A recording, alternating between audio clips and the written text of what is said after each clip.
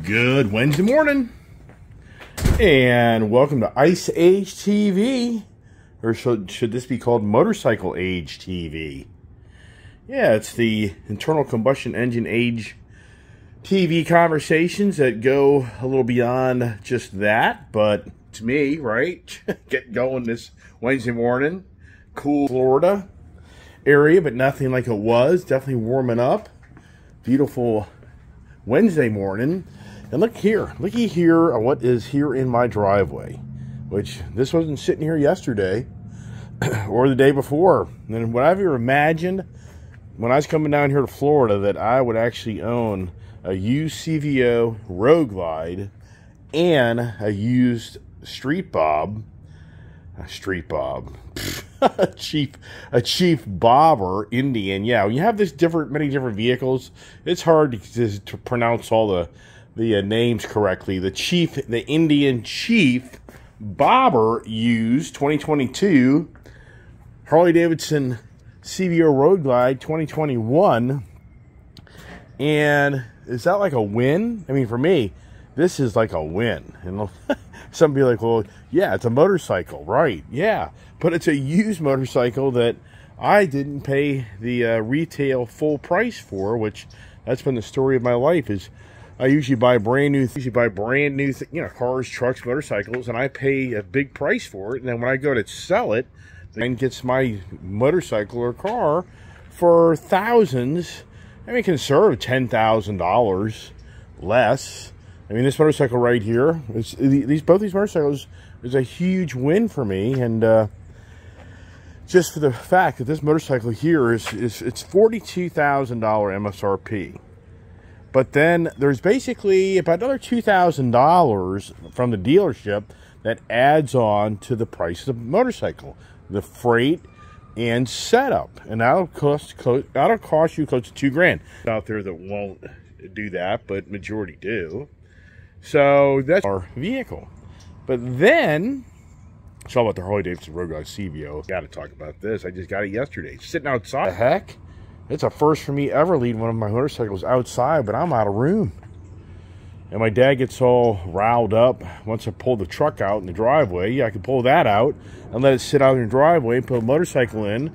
But then somebody be walking around here taking pictures of the houses and what's sitting in the driveway. We'll probably get a complaint that a motorcycle is sitting in here. There was rule one time years ago, you couldn't have a motorcycle. If you think I'm making that up, I'm not. I mean, it'd be unbelievable. Because the fear was they're too noisy. It's like, oh my God, do you have lawn maintenance people come to this neighborhood 4 times a week and run lawnmowers and blowers and weed whackers all day long? And people are saying these motorcycles are too loud as you start it up and drive out of the neighborhood. I mean, just beyond belief people think. But the big win is overruled and you can own a motorcycle. So back to the CVO Road Glide. This motorcycle here, the Puma man, the shoe man, so I fired Mike, whoever, about 5 years ago, the former Harley Davidson guy, and they brought in the Puma man and the kitty cat lady.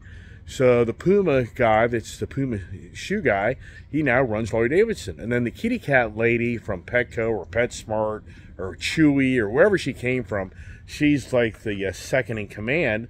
And they strategize on how they sell the Harley Davidson motorcycle product. And the first thing they did, which I'm really glad they did do, is they cut the mass production of the custom vehicle operations for the CVO. That's the CVO. That's what it means, custom vehicle operations, as far as I know that's a term. They totally shut down the mass production of these bikes. This is an extremely expensive motorcycle. Most people can't afford it, won't buy it, won't afford it. It's just too much. But at one time, Harley Davidson was building these things a dime a dozen. Those days are over. So, to a degree, dealerships are getting $50,000. Believe it or not, during the pandemic, it's very possible this person, I mean, I have a hard time believing it, that person paid a $5,000 markup on that motorcycle. Here could have been in this bike for $50,000. Wow. Then he put in $1,800 worth of rear gas pressurized shocks, which I'm going to figure out how to use this. And yeah, so this motorcycle here for me, this is a huge win because I saved myself a lot of money on this motorcycle. And it's a motorcycle, if I decide to sell it down the road, I'm not going to take a hit on it because I bought it used at a really good price. And what I found out yesterday from sitting in their showroom floor now for 60 days, when a guy showed up, if I hadn't told these guys, I told these guys the other day, and to most people, I told those guys, let's see what we can look at that motorcycle and see that right there.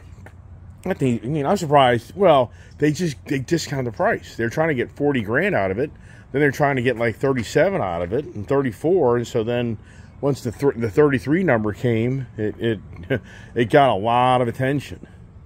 Anyways, so yeah, so what am I talking about today, this morning? I thought to myself, why don't we talk about winning and have that try to be an upbeat conversation, right? I mean, do we want to talk about losing, even though when you win, somebody else loses, right? So yesterday, I'm sure the guy that went to that dealership to buy that Harley felt like they lost. As I'm sitting here this morning telling you that won. I'm kind of concerned about one thing.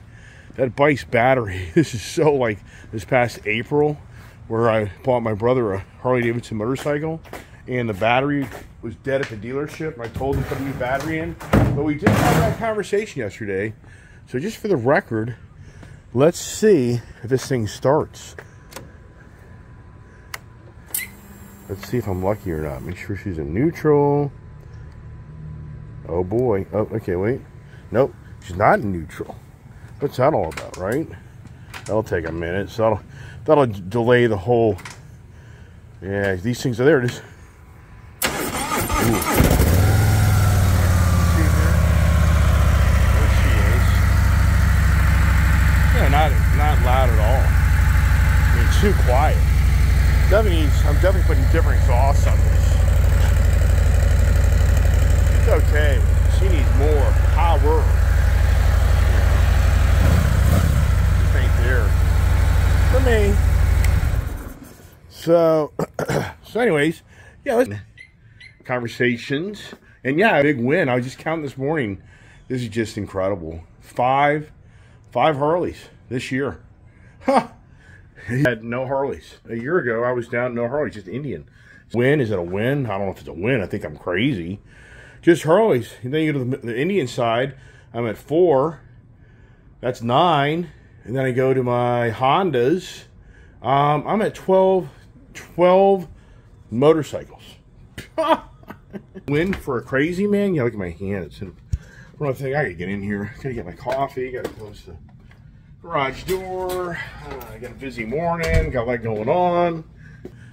Yeah. So yeah, is that a win? I have to say that was a win, for me. But at the same time, I think, wow, somebody loses. In the end, do I? Because I'm just crazy and my addiction to buying freaking things. Yeah, I know that. I'm no fool to that. I understand it.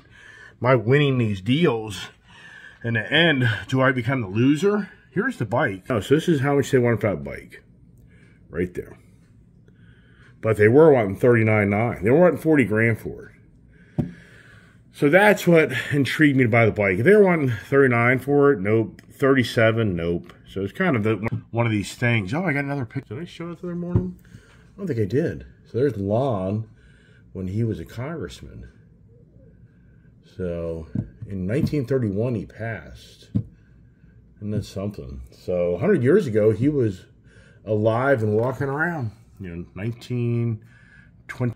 He was, I don't know if he's a congressman yet or not. I don't think he was. Oh, well, that my daughter got for me. And the theory of this is if somebody gifts you this Gremlin bell, you hang it on the bottom of your motorcycle. And the whole idea is that it's a good luck charm. Hopefully you have some good luck from that. And you're not supposed to buy it for yourself and put it on. Somebody else is supposed to buy it and then give it to you and put it on your bike. Crazy. So I got to go back to the Gremlin or anything. So he's up to DMV to get them tagged here in Florida. That's I made an appointment, so I'm getting my other bikes with Florida tags on them. So the kid and I got to run up to the Florida DMV at like 10:30 for 11 o'clock appointment to get the bikes transferred from Virginia registration to Florida registration. And the list goes on and on and on, and how you got to get things in order to get people to work, and blah, blah, blah, and me to work, and blah, blah, blah. And so, anyways, I kept thinking to myself, what do I talk about today? And what I did is actually I thought the winning aspect, what I thought the theme could be, was I was reading about how the new electric vehicle makers are winning over loyalty brand. And I thought, wow, that's a pretty intriguing. Yes, apparently, a lot of these manufacturers that are making electric vehicles, they're not seeing the loyalty to the brand they're trading in. So as an example, Hyundai is seeing people trade in maybe their Porsche for the Ioniq 3, or maybe they own a Porsche, or the Hyundai person that's somebody's buying the what is it, the Ioniq 3? Is it the Hyundai or is it the Kia? Maybe it's the Kia. I'm not following that brand that much. But the whole point is, what they're saying is that the EV makers are seeing is that people are trading in their branded electric vehicle they're buying. So it's a big change in the industry. That there's a lot of EV manufacturers that are selling product are kind of surprised, because typically the Ford guy goes and buys a Ford again, or the Chevy guy goes buy Chevy again. But what they're saying is the guy that trades in his truck, his GMC truck, for a Mustang Mach-E GT. I mean, so they're seeing, they're not, the point is the electric vehicles are winning over people that were brand loyal. So it's a big win for them, because it's not like a person that loves Chevrolet is going to wait forever to get their Chevrolet electric vehicle when they come to closure that, hey, I'd rather just go ahead and get the Volkswagen i4, and I'll take that. Like a guy that had a Chevy Bolt, he bought the, is it the Kia Ioniq 4? I have to look it up. Or the Hyundai. Same umbrella of a company, just different, like Chevrolet and Buick, or Chevy and Oldsmobile, or Pontiac, whatever, Cadillac. It's all just different levels of trim and different body parts, but the same manufacturer. So what they're saying is that people like the guy here just trading the Chevy Bolt for a oh no, actually maybe the ID4, I think, maybe. And no, the Ioniq. He traded for the Ioniq. So instead of being brand loyal to GM, he wasn't. And what are the markets doing now? Somebody was saying it's crashing. I didn't hear that. I haven't seen that. Have you? Yeah, is market winning for you? If you're a short seller or whatever the language is, yes, it's winning. If you're a person that doesn't know how to play that game like me, then you're not winning, you're losing. Yeah, and that's the whole thing. You have winners and losers. So for when you're getting this brand loyalty that's not staying loyal like you used to, then who's losing on that aspect, right? But I think it's more about, and they talk about this, electric vehicles is a very small percentage of the marketplace still, and there's a very select few manufacturers that have a lot of product to offer. So you're kind of forced to hand that if you're an electric vehicle, you may be fixated on maybe your brand, but then you find out you just can't get it and wait forever. So you go to somebody else's brand because you get the instantaneous satisfaction, gratification, electrification that makes you feel really good. But what in the end, what is that really all about? I mean, sincerely, what's the winning factor? Does somebody feel like they've won when they bought an electric vehicle? I mean, what do they think they've won? I mean, my thought always is they've won from going to the gas station. That's my instant thought process. I just have a hard time believing that the average person really believes that they're buying an electric vehicle and they've won the Mother Nature, save Mother Nature, Mother Earth. I don't think the average person, I know there's people out there that do get all caught up in that, but I don't think the average person does. I think the average person is really more about, they're not going to the gas station. So they've won not buying fuel anymore. And they're just going to charge a car at home, which we all know those stories. But yeah, is that the win? Is that what it's all about? Is the win they're not going to worry about? And that's something I was thinking about too, is electric vehicles. I was looking at my Harley Davidson this morning, and I was seeing myself, I've been loyal to Harley Davidson now for over 10 years. But so many years ago, I wouldn't have been loyal to them. I didn't think they had the product. I didn't think they had their act together. I grew up in the 70s when AMF bought out Harley Davidson and talk about the junk years. Yeah, so I grew up in the Yamahas, the YZs. Would I buy a Harley Davidson dirt bike? Are you kidding me? Yeah, right. So my impression of Harley borderline was they're just a bucket of bolts. But as time progressed, I never thought I would own a Harley, but I do. But now I feel like Harley has done a good job, and they've got a nice product, and I've been loyal to their brand, and that's why I bought another Harley. I mean, do I have more confidence in a Harley over an Indian? Yeah, I mean, sincerely, I do.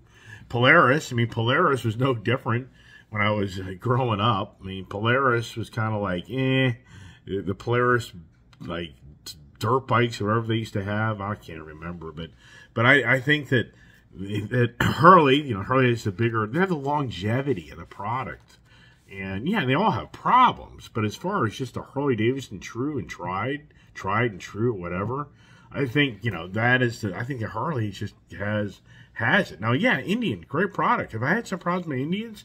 Have I had the bike loses all its power mystery? I have. I mean, so there's a lot of things. That's not comforting. You're going down the road and the bike loses power. You can't go over 25 miles an hour. Yeah, I've had that happen on my first Indian. So, but at the same time, they all have challenges. But I think that, being brand loyal, So anyways, just kind of comparing who's winning and who isn't. And, and if you look at these Polaris, or if you look at the Indian dealers, yeah, what's the main product being traded in for an Indian? It's a Harley. And I get it, because that Road Glide, you have to be strong. I mean, I am not here to embellish or anything, but I'm going to tell you straight up. So my CVO Limited borderline is easier to pick up than that Road Glide, even though the Road Glide doesn't have a tour pack on it. What is that all about? But I mean, these motorcycles, they're a 1,000-pound machine. But the way they're designed, their frames and the engine, the way it's designed, is night and day in how you come off the kickstand on a Harley to an Indian.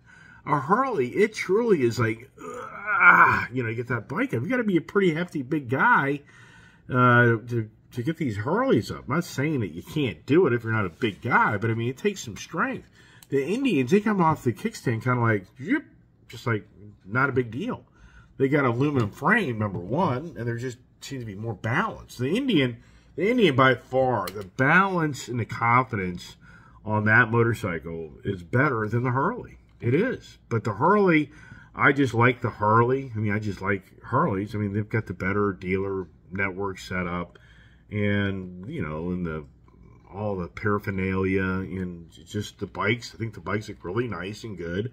The quality on them is really, great. So I just, but for me, the challenge of my life is I like both. I mean, that's the thing. It's just who I am. I like to have different brands, different products, different rides. I just like to be able to ride. It's a huge difference from me riding that Chief Bobber the last few days over this over the Harley Davidson Road Glide. It's a huge difference. It's not even close.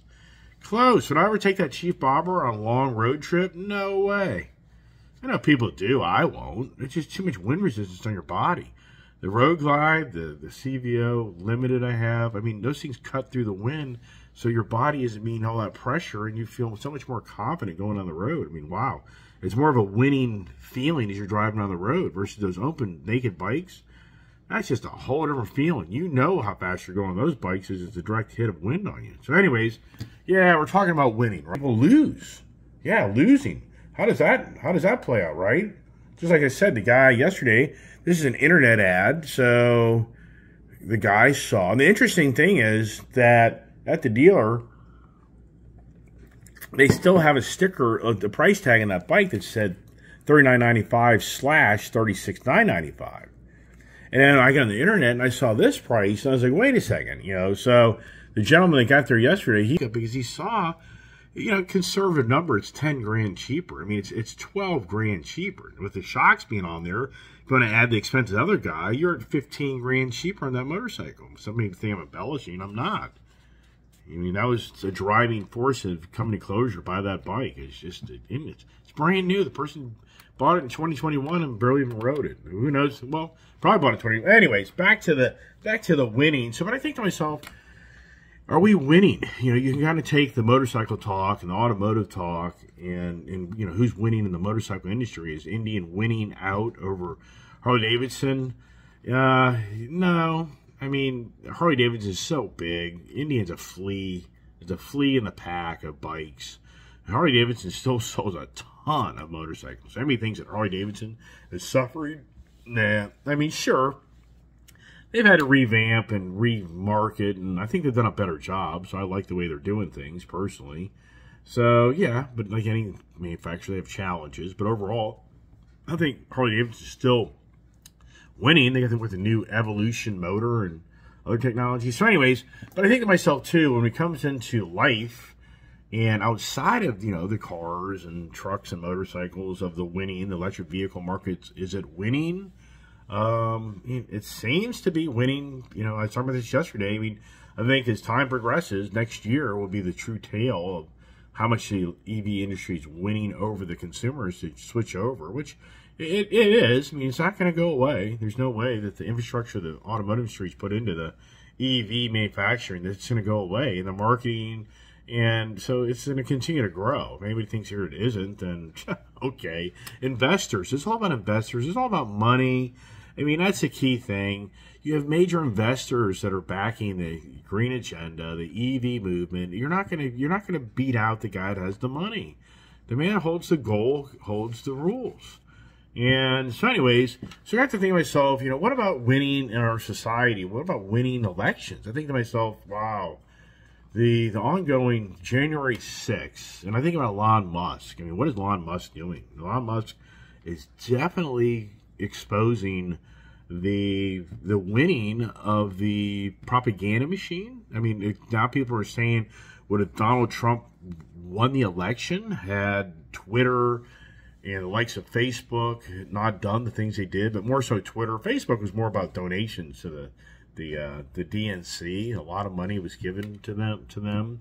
But for Twitter, we're seeing more than ever through Elon Musk buying out Twitter, even though now, you know, so here's what some journalists are saying is where Elon Musk made a statement last night was, so you're going to side with the state, you know, the state side over the average journalist, you know, meaning that now there's journalists that are supporting the state side, that this is a bunch of malarkey of what Elon Musk is digging up, is that basically journalists are now starting to call him out, that they believe more in the FBI and CIA and the federal government that didn't do all this stuff and do devious things, and Elon Musk is just creating, you know, the what do they call it? I'm trying to think of the farce or whatever, you know. So I mean, so for Elon Musk, he's now, you know, point blank saying, hey, is everybody kind of paying attention now? Which I've already talked about this, that they're going to trash the heck out of Elon Musk. And then when does the media just shut up and doesn't want to talk about it? So it's a win. So you have to honestly say that with the FBI, CIA, from Twitter's perception, meaning from what Elon Musk is sharing with us and sharing to me, my view right now is that the DNC won Twitter's platform to enable them to win an election. Yeah, I mean, I think that that's probably pretty factual. That's my own perception. Somebody else can have a different view. That's fine. You expose your view. I don't care. It's just views and ideas. It's not like we have a gun in each other's head to shoot each other over this. We're just talking about general views of what we think's right and wrong, and that's all I'm trying to convey through my channel. It's not to make people mad at me. It's just to say, hey, do you want to accept what we're being told? Or if you don't want to accept it, you know, then okay, well, all right. I think you should be a little bit more concerned about that. So who's winning, right? So it seems like the social platform was winning in huge political ways. And the social platform is winning in huge social justice ways and green agenda ways. And that's what I think Elon Musk is trying to expose, is that these social platforms, they're all, you know, agenda driven, and devious things are being done behind the scenes to silence others, to oppose all of the, you know, it's all one-sided talk. Just like my channel, he'd be like, well, you can still talk about this all day long, but you're not talking about that. I'd be like, yeah, right, I know, I get that. You know, it's my channel, and I'm just sharing ideas, but there's always two sides to the equation, and then the great saying is, you know, lose the battle, win the war. I mean, but boy, it seems like the half of the country is losing the battle and losing the war. I mean, could you agree on that? I mean, so what I get to thinking here, I got to get on this more on the TV, right? Markets seem to be healthy, but they're not even open. I didn't think the market's open till like 9 o'clock or 9:30. I don't even know. And for all that battle, yeah, you're losing. So I think to myself, oh my gosh, it becomes very divisional where we are right now in our country because of what leader you think should be in charge. And it's obvious that I think a lot of people don't agree with the leader that's in charge today, but I think there's a lot of people that support that party, and it was a win for them to get rid of another guy, so they just deal with the guy that's in charge. But at the same time, I think to myself, there's even more division, more so, and just between in the inner party of who the leader is and who the future leader should be, and who's going to run for the next presidency, and who could win that presidency. It's all about winning. I mean, everything's about winning. I think, like the Patriots. Remember Tom Brady? All the years of him winning, for me, I was never a Patriots fan. I mean, I was never a Tom Brady per se fan. Admire the guy, respect the guy, but I was never like the guy that, because I wasn't a Patriots fan. But I think to myself, Bill Belichick, wasn't he? I mean, there were so many things that were always debatable on how he won. I mean, wasn't there things years ago where he was secretly filming practice of other teams that he was going to play against in key games? We had the Deflategate where the Indianapolis Colts called out Tom Brady for supposedly during that really cold game intentionally having the ball handlers deflate the football so he could grip it better to throw it. That actually ended up getting Tom Brady suspended. I mean, that was the Deflategate. So winning, right? So to me, it's incredible on what us as individuals will do to win things, but that what people do in many ways cheat and devious things in order for them to look like they win. And that's a big problem that we have right now more than ever in our country, is that so many people feel that the election, the stolen election, and they feel like they were cheated. So many people think the election was really not won by the sitting power to be or party to be in our country this time. And sure, there's a ton of other people that say baloney. They won and quit talking about it. Okay, but you have a whole other equation of people that lost. So they weren't the winners, they were the losers.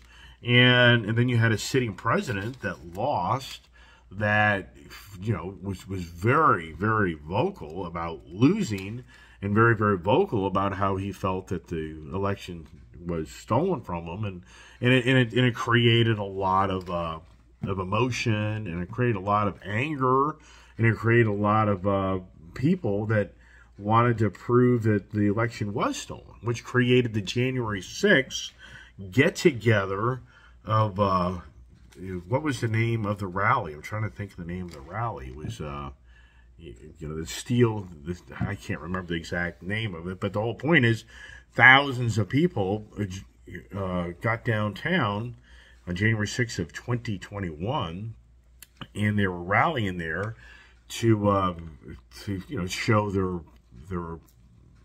they didn't support the election. Basically, people showed up because Donald Trump was saying nonstop. That's why he got kicked off of Twitter. Remember, he got kicked off of Twitter, or banned from Twitter, or silenced from Twitter, or whatever, because so many people felt like he was just ratcheting up the hate movement.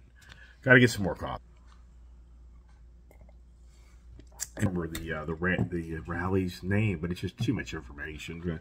But what I'm trying to convey to you is that a ton of people came downtown on January 6th of 2021 to support Donald Trump on what he was saying, that the election was stolen, and it wasn't a clear, it wasn't really a real win. And they were there to try to stop the Electoral College being certified. So that was the date of January 6th, all was pertaining to Mike Pence and all the state congressmen and senators, I should say probably senators, I guess. I could be wrong on that, but they all came together to certify the election. So the January 6th was all about opposing that and trying to make their presence be known that they didn't support the winning presidency, and they were there to support Donald Trump. Well, as we all know, it turned into a dramatic event, and it's an ongoing event. And I think what is for me, so was that a winning day? Did those people went down? I mean, I feel like, wow, it's just been unbelievable. And if you're not really following that, and I have followed it, is what most people don't know is there's 900 people right now that have gone to jail from participating in the January 6th breach of the Capitol. And I think to myself, yeah, and Donald Trump was part of that because he was the person. But, you know, what's interesting is you have the Trump supporters, and you'll argue with the Trump supporter that it wasn't really him that created that problem. And I'm just saying, I don't understand how you can think that. Donald Trump was so much about getting everybody riled up to stop the stolen election. And yes, I mean, I know, I'm not here saying that Donald Trump ever told anybody to breach the Capitol. I'm not saying that. What I'm saying is there's a person that people looked up to as a leader that felt so strongly for him that they showed up in D.C. to show their presence, to say they're not accepting this new president. And it turned into the chaos. And yes, there's so many underlying things that go along with that. I understand all that. But here's the thing. Here's the sad story. Or is it a good story? Here's the loser story. For the people that went there to win, you know, they're winning in their eyes of going to a rally to support the president that hadn't been ousted yet, that their attitude, we're going to win this thing back. But in the end, they lost. Yes, because they've been thrown in jail. Now, I don't know how many of the 900 are still in jail, but 900 people's lives. The only reason I bring this up is this morning there was an article that I read about this lady from, a lady doctor from New York, 68 years old, was just actually arrested. And so from 2021 to now, just recently, they have brought her to court. And she has a assault. She actually has an assault on a woman police officer. A woman police officer actually has a video camera on her body that shows a picture of this woman. This woman's actually apparently like a doctor, and she actually has like 2 residencies. I think she's from Australia as well. But it shows this woman, blonde-headed woman, in a very, you know, mean, you know, definitely that face and that hand up that hit this lady police officer. And this lady police officer reported the action, and then her top command put her back in line to keep, you know, the movement going. And then the police officer apparently hit back the next time the lady tried to do something with her. Well, this lady now now has, you know, serious challenges ahead of her because she participated in the Capitol breach. So, and the reason I'm bringing this up is because there's an example. I just gave an example of vehicles, you know, being won over, the EV market. I mean, how long does that last? I don't know. But winning, we all feel good in life when we win something. I mean, that's usually kind of what is the excitement of your success, is when you win something, you know, because you've worked hard, or you've been focused on something, or whatever it may be. So, and that's where the electric vehicle manufacturers right now were probably, you know, patting themselves on the back that they're winning the customers over from the ICE to the transitioning of the different transportation. So it's a win at the moment. But somebody's losing, right? When somebody wins, somebody loses. So when I think about the January 6th event, I think to myself, look at all the families that have lost. I mean, there's so many. But the media's not talking about this. That's what's so kind of interesting about it. Most people are clueless that 900 people have been arrested and gone to jail and during this event. And it's ongoing. So it's not over. If you were one of those participants, your life has been turned upside down. And all for a guy named Donald Trump. And I think to myself, wow. And I say this many times, and it turns into an argument because, as I said, Donald Trump did not instruct anybody to breach the Capitol. But I think to myself, here's a leader that motivated people to show up, or motivated people that on their own wanted to show up and rally for him. And they've all had their lives, you know, they've lost their lives in so many aspects. of their. I mean, there's just horrendous stories if you read about this. And here, I'm not justifying anything, so I'm not taking sides. I'm not here to justify anything. I'm just sharing information on how, to me, I'm kind of taken back about how more people wouldn't be saying, well, where's Donald Trump? And a lot of people get very offended about that do support Donald Trump, because they feel like, well, you know, he didn't create that. He wasn't a participant in breaching.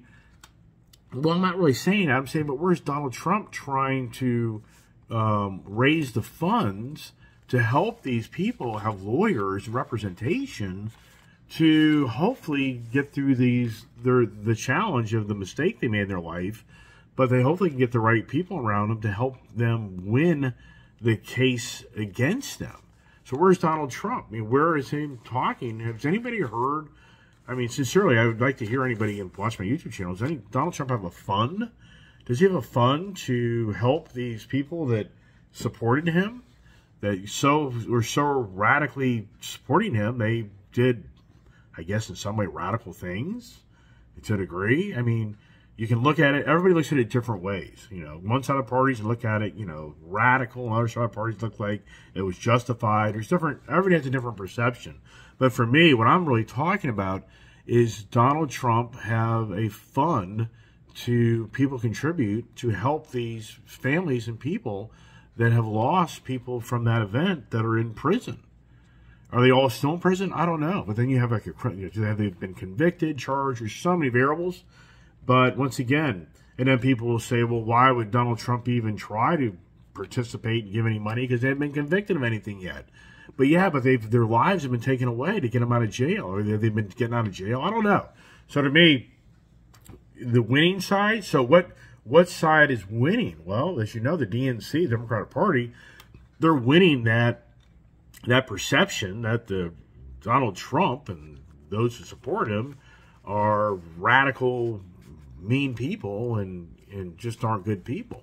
Yes, everybody remember the big fence going around the Capitol? I mean, so for the Democratic Party, they're winning. And that's what I was kind of wanting to kind of close this out, is if you kind of look at what's going on right now for the last few years, the media is winning the approval, per se, of supporting the sitting administration of the change of times we are. So you think to yourself, for the present times, it seems like a lot of bills are getting passed, and a lot of things are getting done for that, you know, one side of the party. The Democratic Party is winning a lot of their agenda. And so when I say it seems to be awful quiet, and just seems to be awful quiet, the media machine seems to be really quiet. And I just think to myself, that just shows they're winning. Because what I've experienced in my life is when somebody doesn't win something, a lot of times that turns into a very bad situation. We've seen it. We've seen the brawls in soccer. What happened over in these major soccer events? People being trampled to death. I mean, we've seen people outside of football games kill each other over the team they're, you know, supporting. The list goes on and on and on. So the winning creates the negative as well. And so I think to myself, wow, when Donald Trump was elected and he won that election, the other side, Democratic Party, didn't accept that. So they didn't take that win diplomatically. They took total revenge of spending the whole time he was in office to trying to get him out of office. So they didn't accept that win. You know, that isn't really, you know, you just don't hear that conversation much.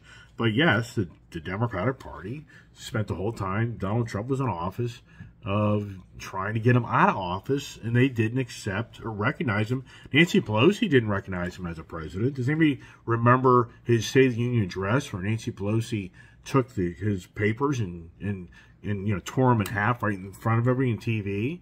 So she couldn't accept the win. You know, her way of she can't accept losing. So there's an individual life that we all know. There's some people, they can't lose. When they lose, they have temper tantrums. They always have to win. And they'll do anything. They'll sacrifice you anything to win. Which, wow.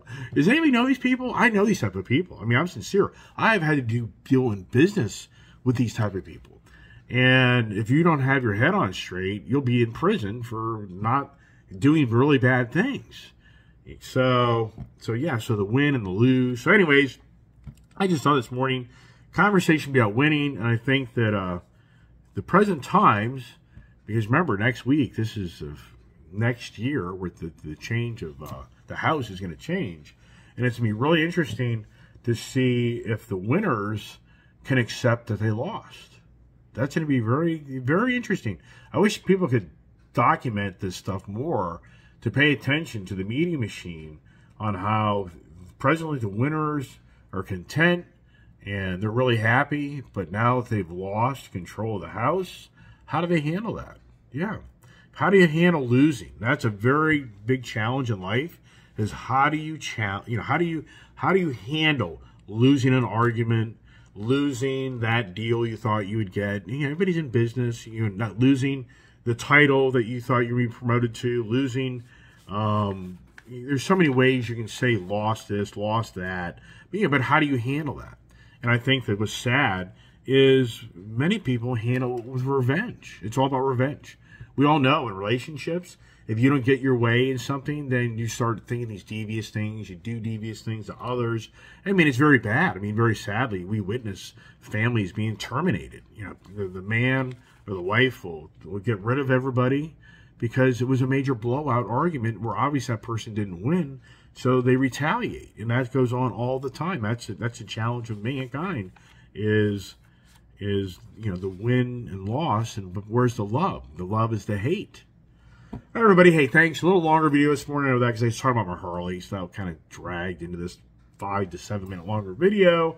I got to get going. The morning's going. Hey, I beat the kid and dad from coming back, and yeah, where's their entertainment, right? They'll be back here in a minute. But I got a little earlier start because I got to get a lot of things done. Then I got to get to DMV to get my motorcycles registered. Now I hope to get that accomplished. But do I?